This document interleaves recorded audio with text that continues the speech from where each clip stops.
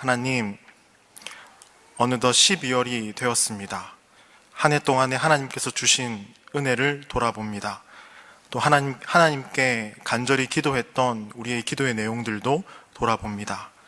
하나님 앞에 어떤 모습으로 서 있고 어떤 하나님이 나와 함께 하셨는지를 분명히 생각하고 돌아보는 시간이 되기를 소망합니다. 말씀 앞에 섰습니다. 말씀 붙들고 기도하며 살아가는 우리의 삶이 되도록 인도하여 주시옵소서. 하나님, 특별히 오늘 우리 비전센터를 위해 드린 예물이 있습니다. 하나님, 비전센터의 준비와 상황 가운데 잘 사용되어질 수 있도록 하나님께서 인도하여 주시옵소서. 감사하며 예수님의 이름으로 기도합니다. 아멘. 우리 옆에 분들과 한번 인사 한번 나눠보겠습니다. 한 해 동안 수고 많으셨습니다. 수고 많으셨습니다. 네. 그때 이어서요, 여전히 저는 그 인사를 하고 있는데요, 제가 꼭 밥 한 끼 대접하겠습니다. 네. 제가 꼭 밥 한 끼 대접하겠습니다. 네. 아무도 안 하시네요. 네. 꼭 지금 옆에 있는 분들께 따뜻한 밥 한 끼 꼭 사드릴 수 있는 우리 온누리교회 성도님들 되기를 축복합니다. 네. 오늘 말씀을 가지고요, 저는 기다림이라는 제목으로 말씀을 나누고자 합니다. 여러분, 혹시 누군가를 간절히 기다려 보신 경험이 있으신가요? 또 무언가를 또 간절히 기다려 본 경험이 한 번쯤은 다 있으시죠?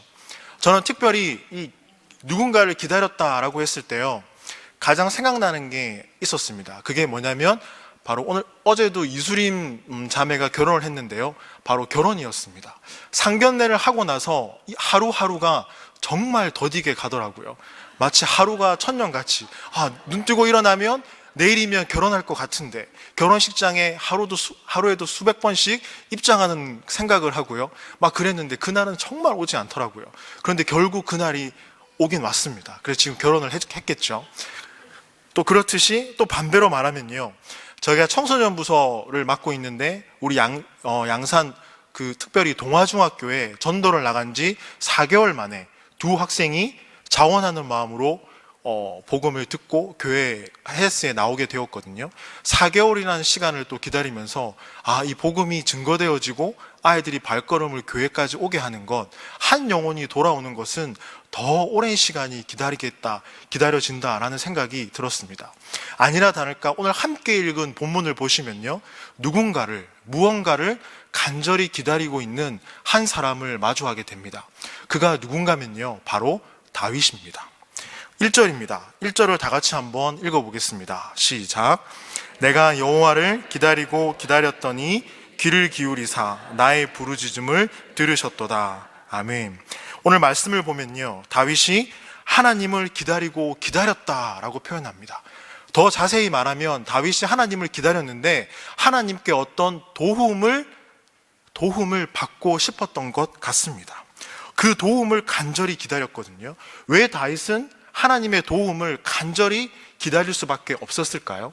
우리 2절입니다. 2절을 다 같이 한번 읽어보겠습니다. 시작. 나를 기가 막힐 웅덩이와 끌어올리시고 내 발을 반석 위에 두사 내 걸음을 견고하게 하셨도다. 아멘. 다윗이 왜 기다렸는지를 잘 설명해주고 있습니다. 다윗이 왜 기다렸을까요? 그렇습니다. 기가 막힐 웅덩이와 수렁에서 하나님 이제 꺼내주세요 라고 다윗은 지금 하나님 앞에 고백하고 있는 것이죠. 잠깐 다윗의 삶을 살펴보면요, 다윗의 삶이 어떤가 우리 너무나 잘 알고 있지 않습니까? 절망 가운데 있었고요, 낙심 가운데 있었고요, 죽을 고비를 여러 번 넘기는 그런 상황 가운데 있었습니다. 다윗처럼 사람들에게 배신당하고 뒤통수 맞기도 하고요, 이 사람에게 이리 치이고 저 사람에게 저리 치이고, 정말 사람에게 경험할 수 있는 모든 것을 다 경험한 게 아마 다윗이 아닐까라는 생각이 들었습니다. 심지어 어떻습니까? 장인 어른이었던 사울이 이 다윗을 죽이려고까지 했고요, 아들들은 왕권 다툼에서 압살롬은 이 아버지를 죽이려고 음모까지 세웠습니다. 아마 다윗이 갖고 있는 이 명성, 다윗이 갖고 있는 이 권력이 다윗을 더 불행하게 만들지 않았을까라는 생각이 들었습니다. 반대로 이런 생각도 들었습니다.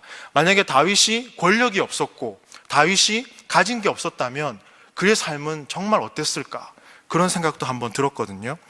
그런 배신의 상황, 그런 사람들에게 이리저리 치이는 그 상황 가운데서 다윗이 할 수 있었던 것은 딱 하나였습니다. 기다림. 하나님을 기다리는 것. 그것밖에 없었습니다. 왜요? 마음을 둘 수 있는 게 하나님밖에 없었거든요. 그래서 1절은 이렇게 고백합니다. 1절을 다시 한번 읽어보겠습니다. 시작. 내가 여호와를 기다리고 기다렸더니 귀를 기울이사 나의 부르짖음을 들으셨도다. 아멘. 이것을 이렇게 바꿔서 한번 말씀드리고 싶습니다. 내가 여호와를 믿고 의지했더니 귀를 기울이사 나의 부르짖음을 들으셨도다. 아멘. 하나님을 믿고 신뢰하십니까? 그 하나님이 나와 함께 하심을 믿으십니까? 우리의 삶이 다윗처럼 하나님 앞에 기다리고 기다리는 이러한 삶이 될 줄 믿습니다. 오늘 설교를 마치고 함께 부를 찬송이요, 보시면 찬송가 310장 하나님의 은혜로라는 곡인데요, 혹시 이 곡을 누가 썼는지 아시나요? 저도 설교를 준비하면서 알았습니다. 다니엘 휠튼 목사님이라고 하시는 분이 이 가사를 쓰셨는데요, 남북 전쟁 중에 소령으로 제대한 분이십니다. 전쟁 중에 오른팔을 잃었습니다. 그리고 포로 수용소에 있는 병원에서 치료를 받고 있다가 어느 날, 그때는 목사님이 아니셨거든요, 그 옆에 너무 무료하고 심심해서 오른쪽에 놓여있는 신약 성경책을 보게 되었습니다. 그래서 이분이, 휠튼 목사님이 그 성경책을 집어서 읽기 시작했습니다. 그 모습을 포로 수용소에 있던 간수가 유심히 보고 있었거든요. 그러던 어느 날 이 간수가 이 목사님을 찾아옵니다. 목사님 큰일 났습니다. 무슨 일이시죠? 지금 한 병사가 죽어가고 있습니다. 죽어가는데 이 병사가 자신을 위해서 기도해 줄 한 사람이 필요하답니다. 그러니 지금 와서 기도해 주십시오 라고 이렇게 부탁을 하는 것이었습니다. 그래서 이 휠튼 목사님은 그때는 예수님도 몰랐던 상태였기 때문에 저는 그리스도를 영접하지도 않았습니다. 저는 누군가를 위해서 기도할 수 있는 사람이 아닙니다. 다른 사람을 찾아보십시오, 이렇게 얘기를 했거든요. 그런데 이 간수가 이렇게 되물었습니다. 아니요, 저는 그 누구보다도 성경을 열심히 읽는 당신을 봤습니다. 그러니 함께 가서 기도해 주십시오, 이렇게 말을 했거든요. 근데 그 책 내용에 이렇게 기록이 되어 있습니다. 휠튼 목사님의 고백입니다. 나는 죽어가는 병사의 손을 잡고 무릎을 꿇었습니다. 나는 그 소년을 위해 간절히 기도했습니다. 무릎을 펴고 일어났을 때 그 병사는 이미 죽어 있었습니다. 그의 얼굴엔 평안이 가득했습니다. 나는 믿을 수가 없었지만 굳게 믿고 싶었습니다. 하나님께서 그에게 그리스도를 알려주기 위해 강제로 나를 이끌어 주셨다는 것을 말입니다.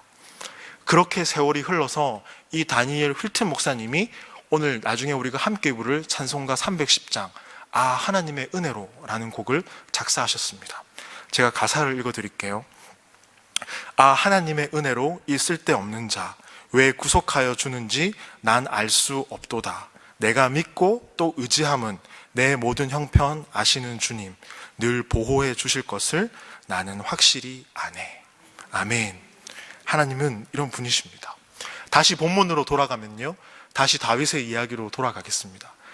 그와 같이 하나님의 은혜를 기다리고 하나님을 믿고 나아갔던 이 다윗이 성경은 어떻게 평가하고 있습니까? 다윗을 하나님 마음에 합한 자다라고 평가합니다.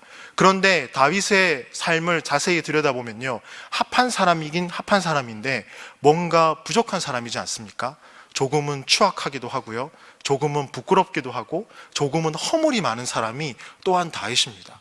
그렇기 때문에 다윗은 하나님께 더 엎드렸고 기도할 수밖에 없었던 것 같습니다. 다윗이 그렇게 허물이 많고 부끄러운 사람이었음에도 불구하고 하나님은 더디게 다윗의 기도에 응답해 주셨습니다. 그래서 오늘 함께 읽은 시편 40편 1절에서 이렇게 말씀하고 있는 것이죠. 내가 여호와를 기다리고 기다렸더니 귀를 기울이사 나의 부르짖음을 들으셨도다 라고 이렇게 다윗이 고백하고 있는 것입니다. 그렇습니다. 우리가 살아가면서요, 절망을 경험한다는 것은 우리가 살아있다는 증거입니다. 우리가 살아가면서 사랑한다는 것은 살아있다는 증거입니다. 우리가 살아가면서 가슴이 아프다라는 것을 느끼는 것 또한 살아있다는 증거입니다. 그리고 우리가 소망을 꿈꾼다는 것도 살아있다는 증거입니다. 제가 왜 서두에 이런 이야기를 하냐면요, 지금 베스트셀러 중에 한동일 작가가 쓴 라틴어 수업이라는 책이 10위권 안에 들어가 있더라고요. 많은 사람들이 그 책의 내용에 공감을 하는 이유가 뭘까 참 궁금했습니다.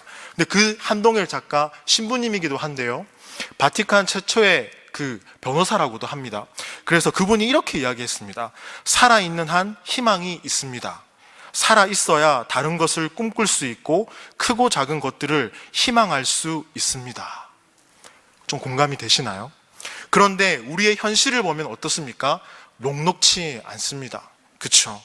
우리는 이거를 잘 알고 있음에도 불구하고 한동일 작가가 말하는 것, 내가 정말 열심히 수고하고 일하고 공부했는데 그런 상황 가운데서도 어떻게 해요? 힘들었다라는 것입니다. 우리도 동일하게 그렇지 않으십니까? 살아가는 게 힘들지 않으세요? 아무도 안 힘드신 것 같은데요. 다들 괜찮으십니까? 살아가는 게 괜찮으신가요? 네, 그렇습니다. 근데 그분이 이렇게 말합니다. 그렇게 라틴어 공부를 하고 몇 년이 흘러도 내가 실력이 늘지 않고 내가 과연 교수가 될 수 있을까? 그런 생각을 참 많이 했다고 합니다. 그런데 결국 지금은 교수가 되었거든요. 그러면서 이런 말을 했습니다. 세월이 흘러서 내가 깨달은 것이 있다면 그 책 내용 그대로입니다. 공부는 성숙을 배워가는 좋은 과정입니다. 모든 것이 성숙을 배워가는 과정이다 라고 그렇게 표현하더라고요. 그럼 이것을 약간 신앙적이게 가져와서 우리에게 한번 적용해보면, 다윗의 삶에 적용해보면 이렇게 됩니다. 지금 만일 기도해도 결과가 나타나지 않아도 언젠가는 나타나게 됩니다. 결국 기도는 성숙을 위한 과정입니다. 아멘. 기도는요, 성숙을 위한 과정입니다. 우리가 기도할 때에 하나님께서 우리의 삶을 연단시키시죠. 그래서 우리는 모든 일들을 할 때 기도로 시작하고 기도로 끝이 납니다. 기도하고 계십니까? 기도는 우리의 성숙을 위한 하나의 도구라고 분명히 말해주고 있습니다. 그런데 우리는요, 가끔 이런 생각이 듭니다. 우리는 우리 때에 응답받고 싶어 합니다. 우리는 우리의 기도 제목이 지금 응답되어야 된다고 생각합니다. 1주일, 2주일, 1년이 채 넘지 않고 빨리 응답되면 되지 않을까? 그러나 시간과 공간을 초월한 하나님께서는 하나님 때에 응답되기를 또 소원하십니다. 그게 참 다르죠. 그래서 참 힘든 것 같습니다. 그런데 다윗은 이렇게 하나님의 응답을 기다리는 동안에 두 가지를 경험하게 됩니다. 그것이 무엇이냐면요, 하나는 하나님의 말씀입니다. 고통 중에, 힘든 가운데 하나님의 말씀이 더 의미 있게 다가오는 것을 다윗은 오늘 경험하고 있습니다. 그렇지 않습니까? 힘들 때, 정말 어려울 때 이 말씀이 정말 나에게 힘이 되는 경우가 있지 않으세요? 저는 간증을 하나 드리면요, 저는 고린도전서 10장 13절 말씀이 저에게 참 은혜가 되었거든요. 제가 읽어드리겠습니다. 사람이 감당할 시험 밖에는 너희가 당할 것이 없나니 오직 하나님은 미쁘사 너희가 감당하지 못할 시험 당함을 허락하지 아니하시고 시험 당할 쯤에 또한 피할 길을 내사 너희로 능히 감당하게 하시느니라. 아멘. 제가 신학대학원을 떨어졌을 때 정말 교회 가기가 싫었습니다. 너무 부끄럽고 내가 앞으로 이 신학을 할 수 있을까라는 그런 자괴감도 들었었거든요. 그때 내려오는 기차 안에서 이 말씀이 생각이 났습니다. 감당할 시험 밖에는 당한 것이 없나니. 이 말씀이 그렇게 위로가 되었거든요. 그래서 결국 신학대학원에 합격하게 되었고 지금은 또 이렇게 사역을 하고 있지만요. 그리고 또 하나 잠언 6장 3장 6절 말씀을 보시면요, 너는 범사의 그를 인정하라. 그리하면 내 길을 지도하시리라. 아멘. 하나님이 우리의 삶을 인도하고 계신다는 것 믿으십니까? 다윗은 그 고통 중에 하나님의 말씀을 바라봤습니다. 그리고 두 번째로 다윗은요, 그 하나님의 응답을 기다리는 그 가운데에 그냥 기다렸던 게 아니라 기도하며 기다렸습니다. 고통 중에 하는 기도, 고통 중에 다윗은 기도를 했다는 사실입니다. 그 기도를 통하여서 1절에 기가 막힐 웅덩이와 수렁 속에서 나를 건지시는 그 하나님을 고백하는 거죠. 그러면서 3절의 고백이 나오게 되는 것입니다. 3절을 다 같이 한번 읽어보겠습니다. 3절입니다. 시작. 곧 우리 하나님께 올릴 찬송을 내 입에 두셨으니 많은 사람이 보고 두려워하여 여호와를 의지하리로다. 아멘. 우리가 찬송할 수 없고 기도할 수 없는 그 상황 가운데서 하나님이 찬송하게 하시고 기도하게 하신다는 사실입니다. 믿으십니까? 그게 바로 찬송의 힘이고 기도의 힘이라는 사실입니다. 내 감정으로는, 내 상황으로는 이 문제를 해결할 수 없지만 하나님을 찬송하고 기도할 때에 하나님께서 모든 문제의 시작을 어떻게 해요? 해결해 주신다는 사실입니다. 그래서 이사야 선지자는 43장 21절에서 이렇게 고백합니다. 이 백성은 내가 나를 위하여 지었나니 찬송하게 하려 함이니라. 아멘. 하나님은 우리가 하나님 앞에 찬송과 기도로 살아가기를 원하십니다. 하나님 앞에 찬송과 기도로 살아가는 저와 여러분 되기를 소망합니다.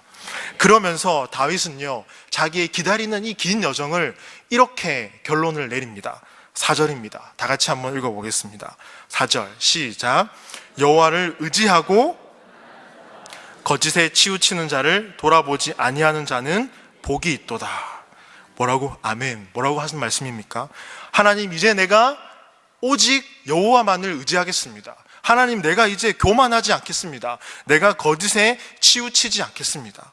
여호와를 의지하고 교만하지 않고 거짓에 치우치지 않고 하나님 앞에 당당하게 살아가겠습니다. 저는 설교를 준비하면서 다음에 3가지 질문을 쓰면서 부끄러웠습니다. 제가 3가지 질문을 드리겠습니다. 다윗의 이러한 고백이 우리의 평생의 씨름이 되어야 되는데요, 여러분 진정 여호와만을 의지하십니까? 여러분 진정 하나님 앞에 겸손하십니까? 여러분 진정 하나님 앞에 정직하십니까? 이렇게 묻고 있으면서도 제 속에는 되게 부끄러움이 올라옵니다. 왜요? 제가 그렇게 살지 못하고 말씀을 드리니까요. 의지하시나요? 겸손하시나요? 정직하시나요?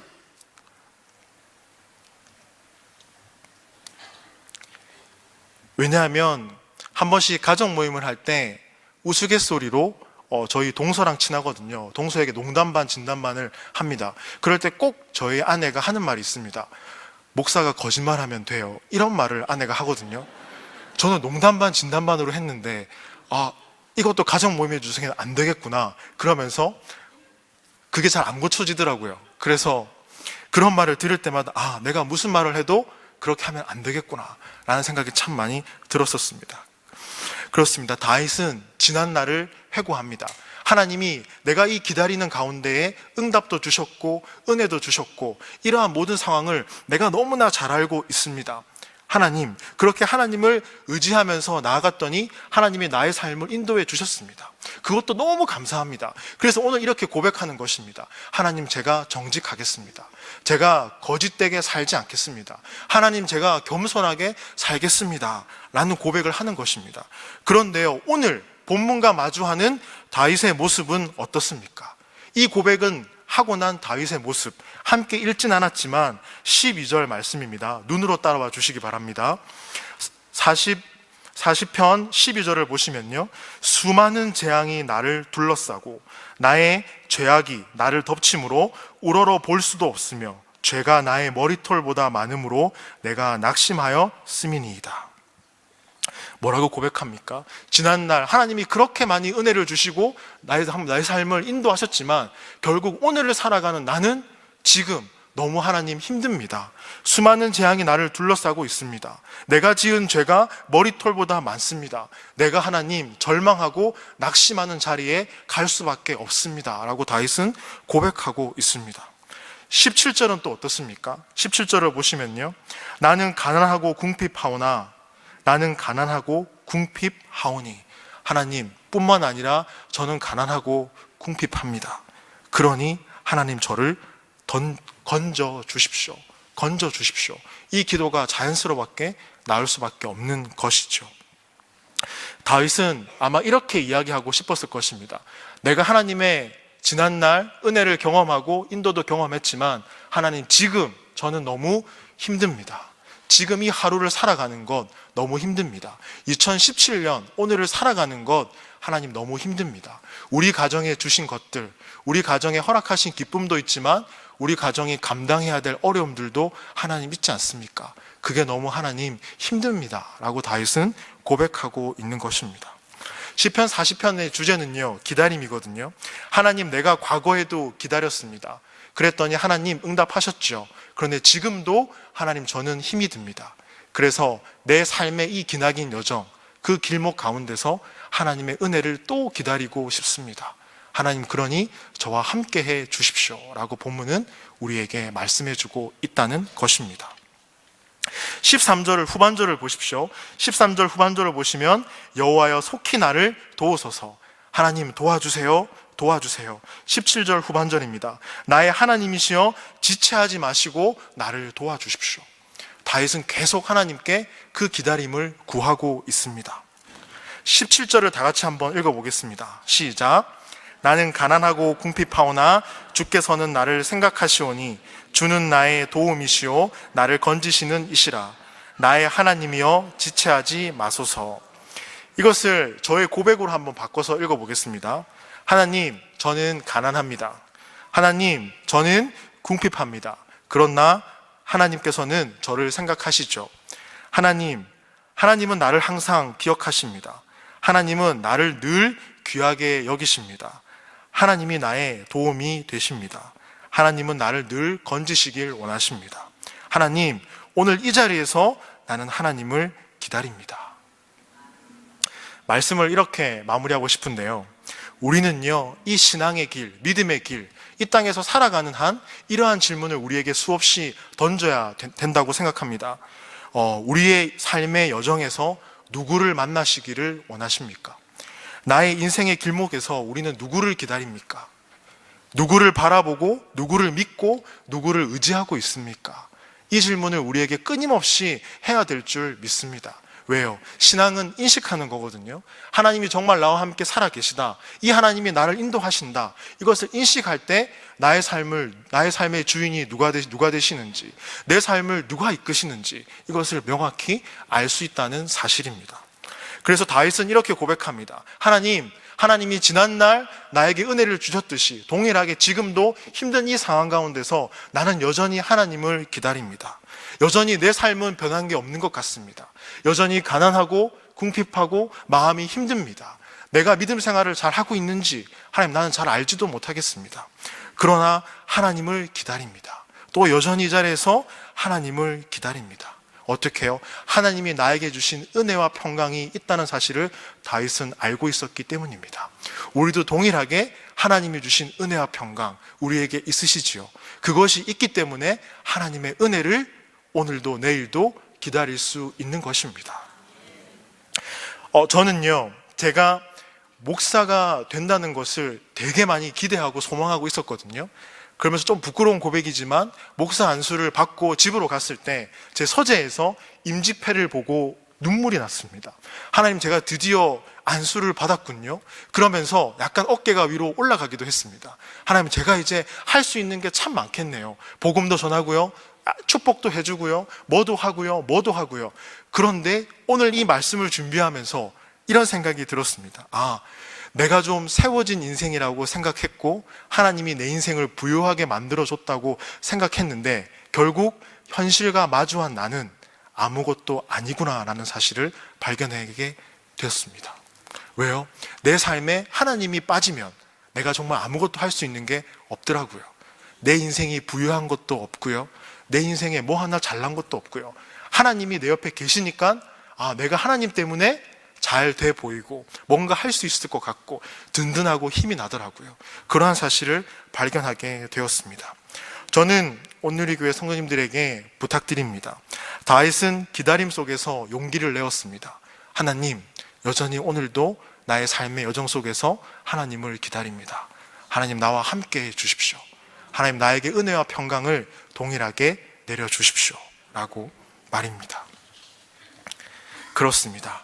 이 용기 있는 고백이 저와 여러분의 고백이 되기를 소망합니다. 다 같이 기도하겠습니다. 우리 다 같이 이렇게 기도했으면 좋겠습니다. 다윗이 하나님 앞에 용기를 내었던 것처럼 하나님 은혜와 평강이 지난날에도 주셨던 것처럼 앞으로도 여전히 주실 것을 믿습니다. 우리는 하나님의 은혜를 기다리고 기다립니다. 하나님이 나와 함께 하심을 기억합니다. 그 하나님께서 나와 함께하여 주시옵소서 라고 우리 다 같이 기도하겠습니다.